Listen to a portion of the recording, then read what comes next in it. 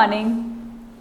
आज हम English grammar पढ़ेंगे। ओके, इंग्लिश ग्रामर में आज हमारा टॉपिक है parts of speech. Okay, English grammar की हमारी और भी वीडियो आई हुई है, वो आप यूट्यूब चैनल पर सर्च कर सकते हैं। ठीक है, आज हम पढ़ेंगे parts of speech. Parts of speech को हिंदी में क्या बोलेंगे? पार्ट्स ऑफ स्पीच को हिंदी में बोलते हैं शब्द भेद। ये क्या होता है? हमारे जो इंग्लिश लैंग्वेज होती है, सबसे ज़्यादा इंपॉर्टेंट टॉपिक अगर कोई है तो वो कौन सा होता है? पार्ट्स ऑफ स्पीच होता है। ओके, क्यों? क्योंकि पार्ट्स ऑफ स्पीच ऐसा है, अगर हमें पार्ट्स ऑफ स्पीच आ गया तो हमारे इंग्लिश में ज़्यादा प्रॉब्लम हमको नहीं होती है। ठीक है, चलिए देखते हैं पार्ट्स ऑफ स्पीच, इसके बारे में समझते हैं थोड़ा।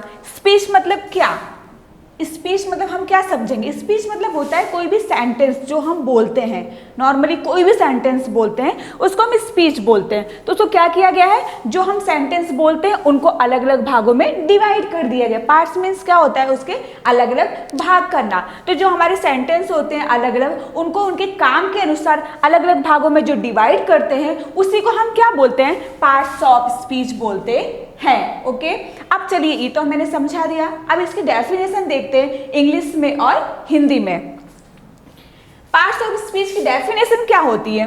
अ name given to a word based on its job is called parts of speech. ठीक है, ये इंग्लिश में हो गई। अब हम देखते हैं हिंदी में। किसी भी वाक्य में हर शब्द को उसके काम के अनुसार एक नाम दिया गया है जिसे शब्द भेद कहा जाता है। ओके, मैंने स्टार्टिंग में ही बताया, क्या बताया? कि जो सेंटेंस होते हैं उनको उनके वर्क, उनके जॉब, उनके काम के अनुसार अलग अलग पार्ट्स में डिवाइड किया जाता है, जिसे हम क्या बोलते हैं? पार्ट्स ऑफ स्पीच बोलते हैं। सेम यही थिंग यहाँ पे भी आई है। ओके, अपने अपने जो वर्क होता है, जो काम होता है, उसमें डिवाइड कर दिया गया है, उससे हम क्या बोलते हैं? Parts of speech. अगर सिंपल तरीके से हम समझें, जैसे हम लेडीज से हैं, घर में खाना बनाते हैं। ओके, तो हम खाने में क्या बनाते हैं? सबसे सिंपल हमको खिचड़ी लगता है। खिचड़ी बनाना होता है तो हमको क्या चाहिए? दाल चाहिए, चावल चाहिए, अलग अलग टाइप्स के मसाले चाहिए कि नहीं चाहिए? तो जो अलग अलग टाइप्स के मसाले होते हैं उसको ही बोलते हैं पार्ट्स ऑफ स्पीच। उसको अलग अलग भागों में डिवाइड किया जाता है और जब उसको मिक्स करके जो बनता है उसे हम बोलते हैं खिचड़ी। तो सेम यही है, ये जो हमारे पार्ट्स ऑफ स्पीच को अलग अलग पार्ट्स में डिवाइड किया गया है, उसी को मतलब वो अलग अलग उसके इंग्रेडिएंट्स है, उसके अलग अलग मसाले हैं। जब उनको एक कर दिया गया तो वो क्या बन गया? Parts of speech. ये तो हमने क्या समझा? पार्ट्स ऑफ स्पीच की डेफिनेशन समझी, उसे बोलते क्या है, उसे क्यों ये नाम दिया गया है, ये समझे। अब हम कहाँ चलेंगे? उसके प्रकारों के बारे में। ठीक है, उसके कितने प्रकार हैं? पार्ट्स ऑफ स्पीच कितने टाइप्स के होते हैं? 8 टाइप्स के होते हैं। उसके नाम देखते हैं। फर्स्ट क्या है? नाउन, जिसे हम हिंदी में बोलते हैं संज्ञा। देन सेकेंड क्या है? प्रोनाउन, प्रोनाउन को हिंदी में बोलते हैं सर्वनाम। थर्ड है एडजेक्टिव, एडजेक्टिव को हम हिंदी में बोलते हैं विशेषण। फोर्थ है वर्ब, वर्ब को हिंदी में बोलते हैं क्रिया। फिफ्थ क्या है? एडवर्ब, एडवर्ब को हिंदी में बोलते हैं क्रिया विशेषण। सिक्स क्या है? कंजक्शन, कंजक्शन को हिंदी में बोलते हैं संयोजक। सेवन क्या है? प्रीपोजिशन, प्रीपोजिशन को हिंदी में बोलते हैं संबंधवाचक अव्यय। एंड देन लास्ट क्या है? इंटरजेक्शन, इंटरजेक्शन को बोलते हैं विस्मयादिबोधक वाक्य। ये क्या है? ये हमारे पार्ट्स ऑफ स्पीच के 8 टाइप्स है। ओके, अब हम इसके आगे क्या चलेंगे? इनके बारे में थोड़ा थोड़ा समझते जाएंगे। ओके, इसके बारे में, जैसे नाउन किसे कहते हैं, प्रोनाउन किसे कहते हैं, इसके बारे में थोड़ा थोड़ा हम समझते हैं। चलिए देखते हैं। हमारे पार्ट्स ऑफ स्पीच के 8 टाइप्स होते हैं, 8 प्रकार होते हैं। ओके, हम उसको क्या करेंगे? एक एक करके 1 बाय 1 डिटेल में थोड़ा सा समझेंगे। देखते हैं फर्स्ट प्रकार कौन सा था? नाउन था। तो चलिए हम नाउन के बारे में पढ़ते हैं। तो नाउन को हम हिंदी में क्या बोलते हैं? संज्ञा बोलते हैं। मोस्ट ऑफ सभी बच्चों को नाउन किसे कहते हैं ये तो आता होगा, क्योंकि ये बचपन से रटाया जा रहा है। किसी व्यक्ति, वस्तु, स्थान के नाम को हम क्या कहते हैं? नाउन कहते हैं। सेम थिंग यहाँ भी है, सेम मैंने भी वही लेके आई हूँ। देखो, a noun is the name of a person, thing, place, idea और quality of a person. Okay, इसको हिंदी में देखते हैं। किसी व्यक्ति, वस्तु, स्थान या भाव के नाम को संज्ञा कहते हैं। सपोज हम मान लेते हैं हमारे पूरी दुनिया में क्या है? व्यक्ति है, इंसान रहते हैं। ओके, अलग अलग प्लेस है, जगह है, और थिंक मतलब जो चीज़ वस्तुएं होती हैं, विचार होता है, सो चीज़ वस्तुएं हैं मोस्ट ऑफ सब। तो इतना हम माइंड में मतलब रख लेते हैं कि नाउन किसे कहते हैं। दुनिया में जो भी नाम होता है, चाहे व्यक्ति का नाम हो, स्थान का नाम हो, कोई वस्तु का नाम हो, चीज़ का नाम हो, जैसे कुछ जैसे ऑनेस्टी हो, मतलब कोई भी चीज़ हो, इंसान की जो क्वालिटी होती है उसका नाम हो, सब के नाम को क्या कहते हैं? नाउन कहते हैं। इन शॉर्ट इतना समझ लो, किसी भी चीज़ के नाम को नाउन कहते हैं। ओके, जैसे हम एग्जाम्पल ले लेते हैं। एग्जाम्पल जैसे लेडीज का नाम, कोई लड़की का नाम रिया, ठीक है, ये क्या हुआ? एक नाम हुआ। टेबल, ये भी नाम हुआ, लेकिन किसका नाम हुआ? वस्तु का नाम हुआ। ये क्या हुआ? व्यक्ति का नाम हुआ।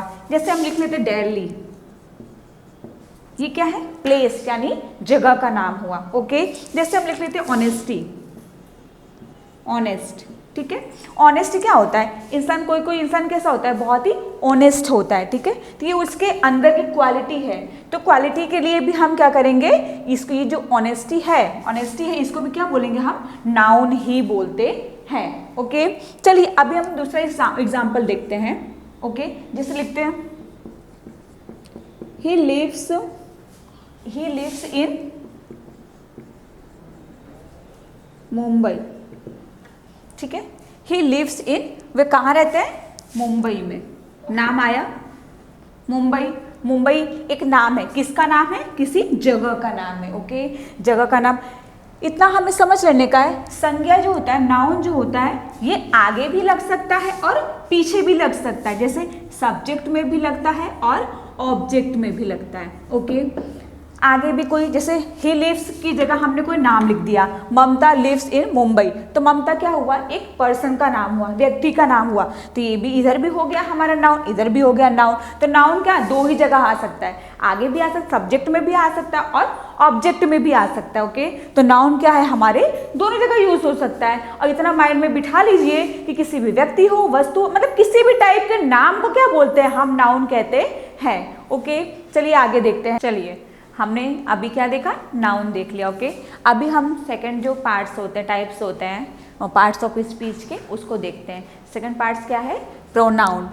क्या है? प्रोनाउन। प्रोनाउन का हम हिंदी में बोलते हैं सर्वनाम। ओके, हमने नाउन देखा, ठीक है। सेम टू सेम नाउन की तरह ही प्रोनाउन का यूज भी किया जाता है। सिर्फ चेंजेस क्या है इसमें? क्या होता है? नाउन की जगह पर हम क्या करते हैं? प्रोनाउन का यूज करते हैं। चलिए हम इसकी डेफिनेशन देख लेते हैं, उसके बाद समझते हैं। A pronoun is used in place of a noun. Pronoun क्या होता है? नाउन की जगह पर यूज किया जाता है या उपयोग किया जाता है। जैसे देखते हैं, संज्ञा मतलब नाउन की जगह इस्तेमाल किए जाने वाले शब्दों को सर्वनाम कहते हैं। क्या करते हैं हम? हमको कुछ नहीं करना है प्रोनाउन में। प्रोनाउन भी सेम टू सेम नाउन की तरह ही होता है। जैसे मैंने नाउन में बताया आपको, सब्जेक्ट और ऑब्जेक्ट की जगह ही नाउन आपको मिलेगा। सेम यहाँ पे भी यही है, सब्जेक्ट और ऑब्जेक्ट जो होता है उसकी जगह पे ही आपको प्रोनाउन मिलता है। क्या करना है? जैसे हमने बोल दिया ममता एक अच्छी लड़की है, ममता पढ़ने में बहुत होशियार है, ममता अपना होमवर्क रोज रोज करती है, ममता अपना काम सब कुछ परफेक्ट रखती है। ओके, ये क्या हो गया? हमारा एक सेंटेंस हो गया। मैं बार बार ममता लगा रही, थोड़ा ऑड लग रहा है ना, क्योंकि बार बार नाम सुनना नहीं अच्छा लगता है। जो सब्जेक्ट होता है, कर्ता होता है, उसका एक ही बार नाम, जैसे मैंने बोल दिया ममता अच्छी लड़की है, वो पढ़ने में क्या है? होशियार है, वो बहुत ही सुंदर है, वो रोज रोज अपना होमवर्क करके लाती है, तो क्या है? थोड़ा अच्छा लग रहा है। तो हमने क्या किया? बार बार ममता लगाने की जगह क्या कर दिया? ममता के लिए ही वह लगा दिया। तो कैसा? पूरा सेंटेंस अच्छा भी लग रहा है और लिखने में भी हमको अच्छा होता है। सेम यही करता है ये प्रोनाउन। क्या करता है? बार बार नाउन का यूज़ ना करना पड़े, हमारा जो सेंटेंस है वो अच्छा दिखे, बोलने में भी अच्छा लगे, इसकी वजह से हम प्रोनाउन का यूज़ क्या करते हैं? नाउन की जगह पर करते हैं। जैसे एग्जाम्पल में देख लेते हैं।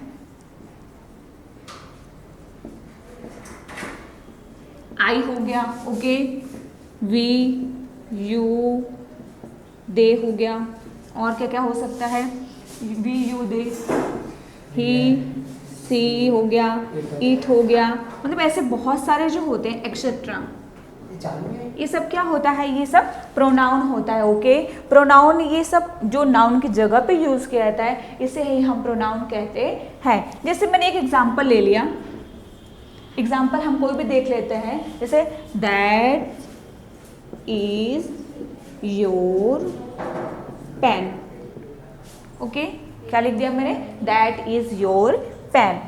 यहाँ पे दिस दैट भी आता है, तो ये दैट हो गया और ये पेन हो गया। पेन भी क्या है, एक नाम है। ओके, ये दैट क्या बताएगा, ये दैट बताएगा कि जो हमने नाउन की जगह पे, इधर किसी का नाम भी हो सकता था, उसकी जगह पे हमने क्या लगा दिया, दिस लगा दिया, दैट लगा दिया, वी लगा दिया, यू लगा दिया। तो जो नाउन को हमें बार बार रिपीट ना करना पड़े इसलिए हम क्या करते हैं, प्रोनाउन का यूज़ करते हैं। ओके, जैसे आगे भी कुछ देख लेते हैं। जैसे मैंने अभी आपको ममता का एक उदाहरण दिया, एग्जाम्पल दिया, सेम ऐसे ही अपने एग्जाम्पल कोई भी एग्जाम्पल ले सकते हैं। जैसे राहुल लिख दिया, राहुल बहुत ही ऑनेस्ट लड़का है, वो अपना मतलब वो बहुत ही ईमानदार है, वो अच्छा काम करता है। तो ऐसे भी हम कोई भी अगर एग्जाम्पल लेना चाहें तो इसके आगे ले सकते हैं। प्रोनाउन क्या होता है, नाउन की जगह पर यूज़ किया जाता है।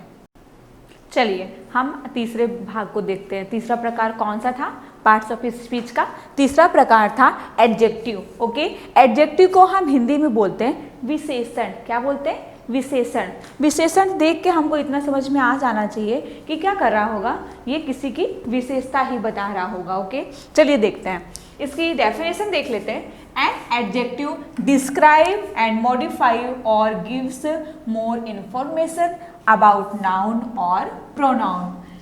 क्या करता है विशेषण, क्या करता है, नाउन और प्रोनाउन की जो विशेषता होती है उसको बताता है। चलिए हिंदी में देखते हैं पहले। जो शब्द किसी वाक्य में संज्ञा या सर्वनाम की विशेषता बताता है उसे क्या कहते हैं, उसे विशेषण कहते हैं। ये क्या करता है, नाउन और प्रोनाउन जो होता है, संज्ञा या सर्वनाम जो होता है उसे क्या करता है, वो जो अलग से कोई क्वालिटी होती है, वो विशेषता होती है, उसको ये क्या करता है, बताता है। कौन बताता है? एडजेक्टिव। एडजेक्टिव का काम क्या होता है, नाउन या प्रोनाउन की विशेषता बताना, उसकी जो क्वालिटी होती है उसको बताना। जैसे हम देख लेते हैं गुड, बैड, क्लीन, ये सब क्या है, ये किसी चीज़ की विशेषता बता रहे। जैसे स्मॉल होता है, बिग हुआ, ये सब क्या होता है, ये सब क्या होता है, किसी की विशेषता बताने के लिए ये सब वर्ड को हम क्या करते हैं, यूज़ करते हैं। जैसे ब्रेव हुआ, ऐसे काफ़ी वर्ड है जो क्या करता है, नाउन या प्रोनाउन मतलब संज्ञा या सर्वनाम की विशेषता बताता है। जैसे हम एग्जाम्पल एक लेते हैं, Priya is a kind lady. Okay, Priya is a kind lady. Priya क्या है, लेडी है। प्रिया हो गया और लेडी हो गई, ये क्या हो गया, ये नाउन हो गया। प्रिया ये मतलब पर्सन का नाम है, ये क्या है, उसकी मतलब क्वालिटी बता रहा है, ये भी क्या हुआ, नाउन हुआ। ओके, लेकिन प्रिया लेडी तो है, लड़की तो है, लेकिन वो कैसी है, काइंड। काइंड मीन्स होता है दयालु। वो कैसी लड़की है, दयालु लड़की है। तो दयालु क्या हुआ, इसकी किसकी, प्रिया की विशेषता हुई। वो लड़की तो है पर कैसी लड़की, दयालु है। हम यहाँ ब्यूटीफुल भी लिख सकते हैं कि प्रिया इज अ ब्यूटीफुल गर्ल। तो ब्यूटीफुल क्या हो गया, सुंदर क्या हो गया, उसकी विशेषता हो गई। कौन विशेषता बता रहा है, ये एडजेक्टिव क्या करता है, नाउन या प्रोनाउन की विशेषता बताने का काम करता है। जैसे हम दूसरा एग्जांपल लेते हैं, Aman is a brave boy. Okay, तो अमन लड़का है लेकिन वो कैसा लड़का है, ब्रेव, बहादुर लड़का है। तो बहादुर क्या कर रहा है, ये अमन की विशेषता बता रहा है। तो हमारा विशेषण क्या कहता है, विशेषण नाउन या प्रोनाउन की क्या करता है, विशेषता बताने का काम करता है। चलिए हमने तीसरा प्रकार भी देख लिया, ठीक है। अब हम क्या देखेंगे, जो चौथा भाग है पार्ट्स ऑफ स्पीच का, उसको देखते हैं। चौथा भाग क्या है हमारा, वर्ब। वर्ब को हम हिंदी में बोलते हैं क्रिया। क्रिया मीन्स क्या, ठीक है।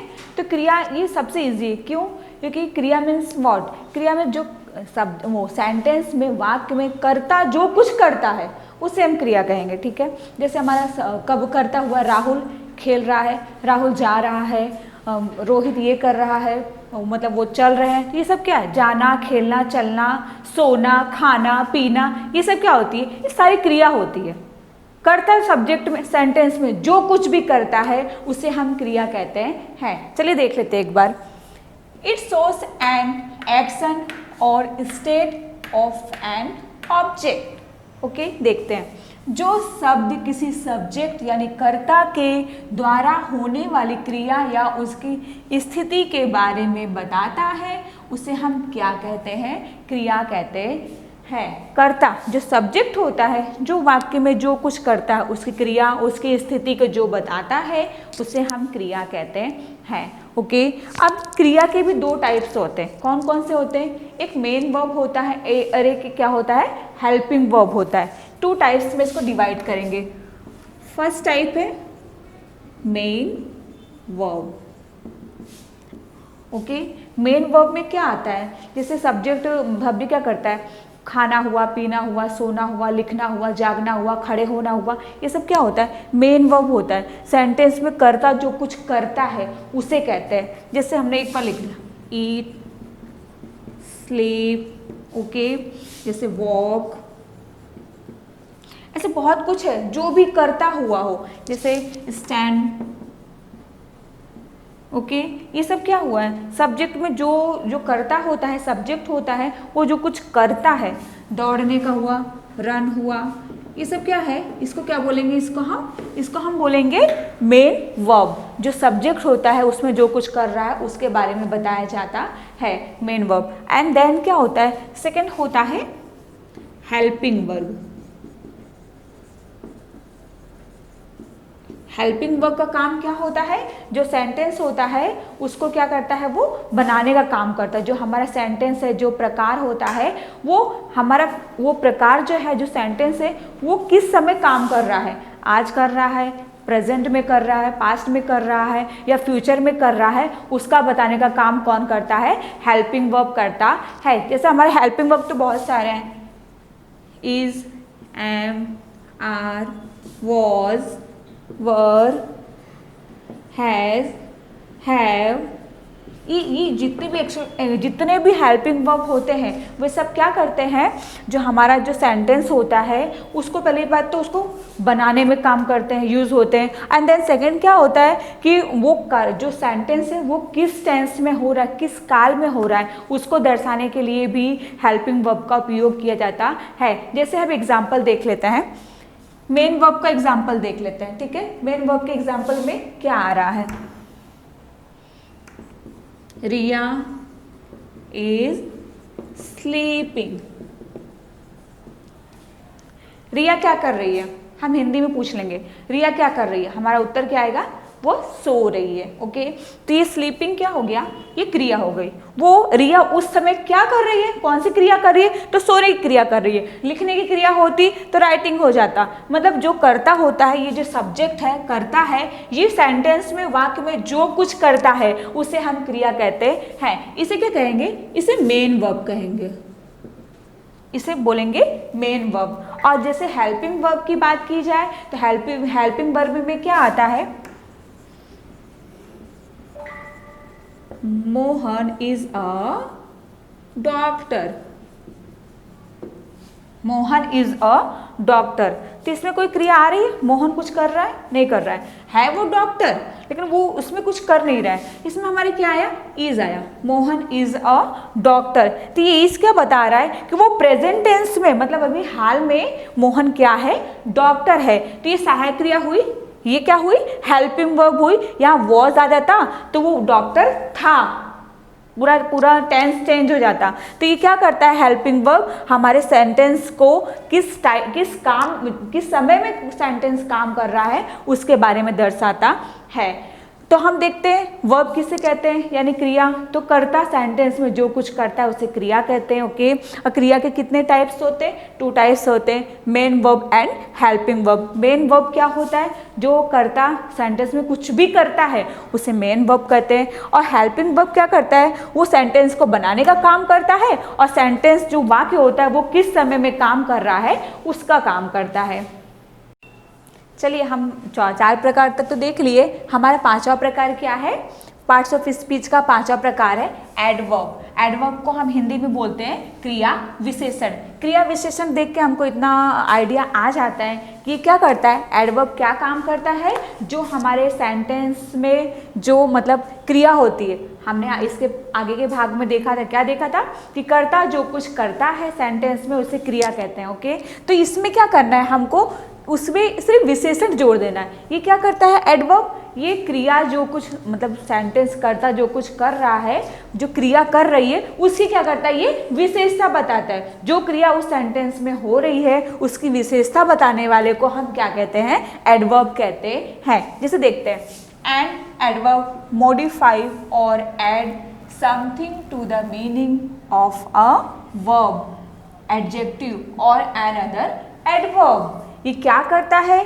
किसी क्रिया विशेषण या दूसरे क्रिया विशेषण की विशेषता बताने वाले शब्द को क्या कहते हैं, क्रिया विशेषण या एडवर्ब कहते हैं। मैंने आपको स्टार्टिंग में बता दिया कि क्रिया विशेषण किसे कहते हैं, कर्ता सेंटेंस में वाक्य में जो कुछ करता है उसे क्रिया कहते हैं, और उस क्रिया की जो विशेषता बताता है उसे क्या कहते हैं, हम क्रिया विशेषण या एडवर्ब कहते हैं। जैसे एक एग्जाम्पल ले लेते हैं हम।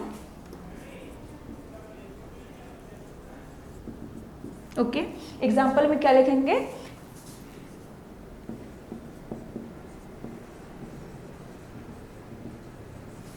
She is walking slowly. Okay, क्या कर रही है, वह चल रही है, चलना, वॉकिंग चलना। तो ये क्या हुआ, वो क्या कर रही है, चल रही है। चलना क्या हो गया, वर्ब हो गया, यानी यह क्रिया हो गई। लेकिन वो कैसे चल रही है, तो स्लोली, क्या कर रही है, धीमे धीमे चल रही है। वो कैसे चल रही है, धीमे धीमे चल रही है। तो ये स्लोली क्या कर रहा है, ये स्लोली हमारा जो क्रिया होती है उसकी विशेषता बता रहा है। सामने वाला पर्सन अगर फास्ट चले तो क्या लिखेंगे कि सी इज वॉकिंग फास्ट। तो फास्ट में भी क्या बोलेंगे, वो उसकी क्या होगी, चलने की जो क्रिया चल ही रही है। लेकिन क्रिया की जब हम कोई विशेषता बताते हैं तो उसे ही तो हम एडवर्ब कहते हैं। तो इसमें भी था सी इज वॉकिंग स्लोली, वो चल तो रही है पर कैसे चल रही है, बहुत ही धीमे धीमे चल रही है। तो ये जो स्लोली हुआ, धीमे धीमे चलना हुआ, इसे ही हम क्या बोलते हैं, एडवर्ब कहते हैं। जैसे हम सेकंड एग्जांपल ले लेते हैं, आशीष इज अ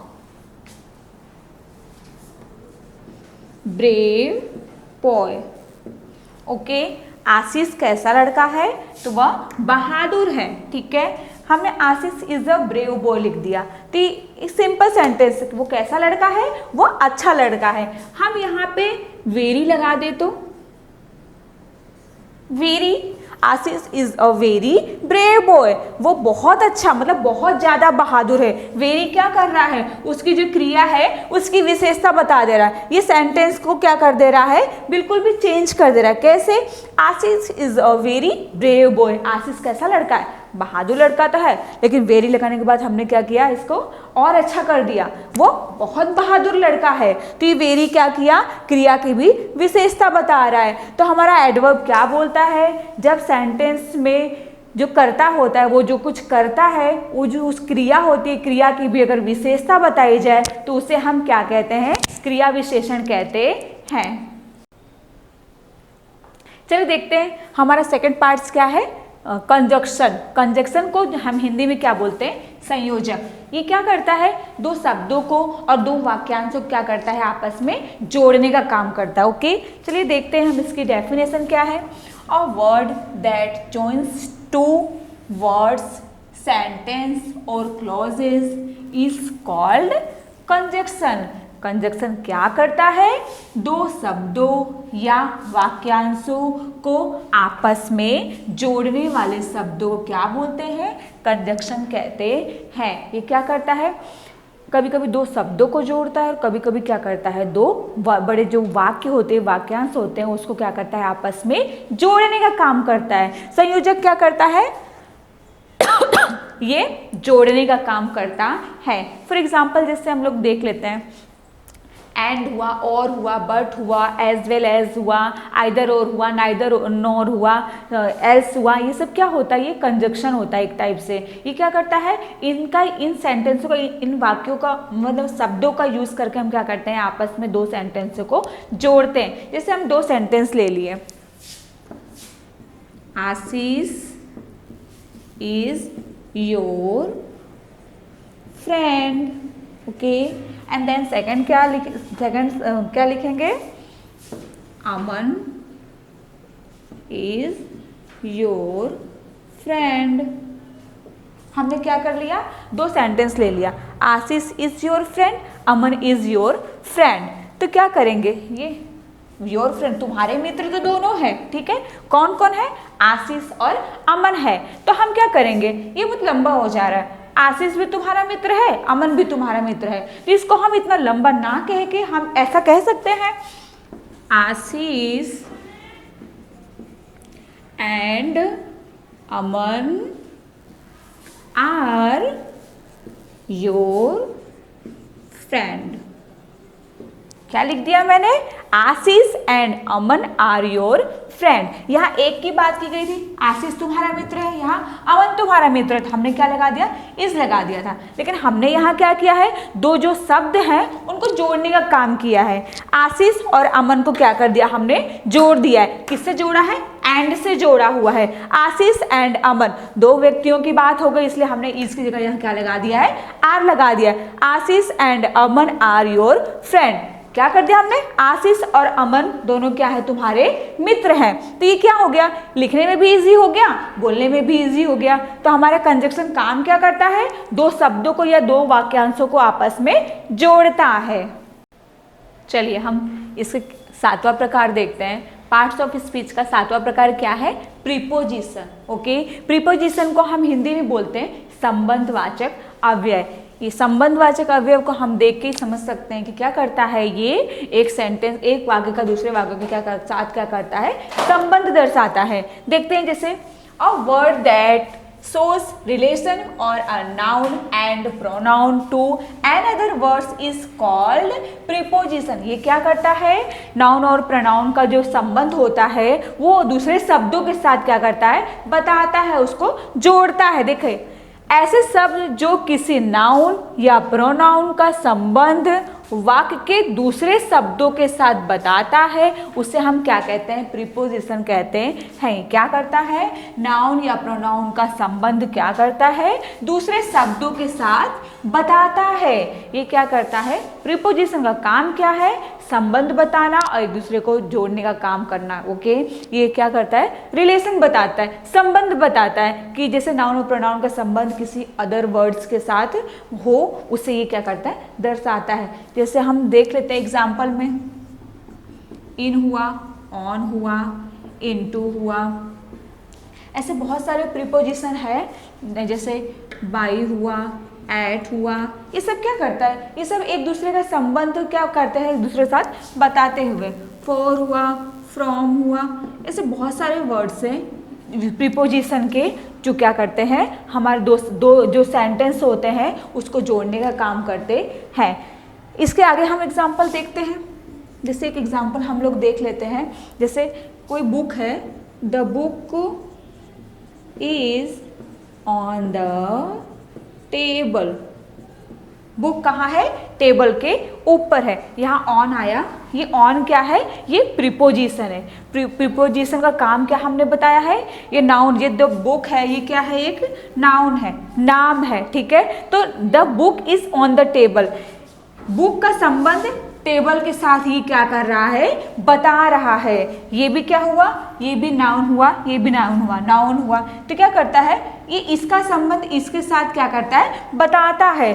बुक कहाँ पे है, तो बुक कहाँ है, टेबल के ऊपर है। ये क्या करता है, ये प्रीपोजिशन क्या करता है, संबंध बताने का काम करता है। इन हुआ, ऑन हुआ, एट हुआ। जैसे सेकंड देख लेते हैं, ही लिव्स इन दिल्ली। वह कहाँ रहता है, तो दिल्ली, दिल्ली में रहता है। वह रहता है क्या कहाँ रहता है, दिल्ली में रहता है। ये इन क्या हुआ, ये प्रीपोजिशन हुआ, यह उसका संबंध, वो रहता तो है, वह दिल्ली है, मतलब दिल्ली में, मतलब ये जो में हुआ वह दिल्ली रहता है। हम क्या बोलेंगे, जैसे इन हटा दिए, वह दिल्ली रहता है, वह दिल्ली रहता है। कैसा लगा, कुछ अटपटा लग रहा है ना, ये सेंटेंस नहीं बन रहा है। तो क्या करता है प्रीपोजिशन, सेंटेंस जो होता है, जो वाक्य होता है उसको परफेक्ट बनाता भी है और उसका एक दूसरे के साथ क्या करता है, संबंध भी बताता है। तो हमने इन लगा दिया तो वह दिल्ली में रहता है, क्लियर हो गया कि वो कहाँ रहता है, दिल्ली में रहता है। तो प्रीपोजिशन का क्या काम क्या होता है, संबंध। नाउन और प्रोनाउन का संबंध क्या करता है, किसी अदर वर्ड्स के साथ ये क्या करता है, संबंध बताता है।